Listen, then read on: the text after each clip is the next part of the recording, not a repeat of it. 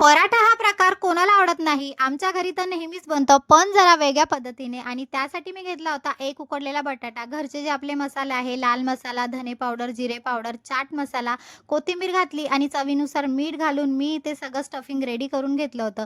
मग घ्यायचा आहे आपल्याला चपातीचा गोळा, छान अशी चपाती लाटून घ्यायची आणि जे आपण स्टफिंग रेडी केलं आहे, ते सगळीकडे असं एकसारखं स्प्रेड करून घ्यायचं आणि मग सुरीच्या मदतीने त्याला असे लांब-लांब कट्स करून घ्यायचे आहे. सगळे असे कट करून झाले की व्हिडिओत मी जसं दाखवते त्याप्रमाणे असं रोल करून घ्यायचं आहे अगदी शेवटच्या टोकापर्यंत. आज आपण बनवत आहोत पराठा बाईट्स जे मुलांना खूप आवडतात.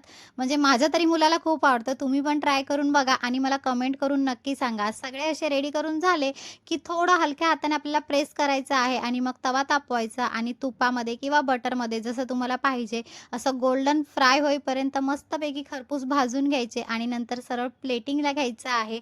छान असे आपले पराठा बाईट्स रेडी झाले, की नंतर मुलाला सरळ खायला द्यायचं. मुलगा पण खाऊन खुश. चला भेटूया नेक्स्ट रेसिपीमध्ये. बाय.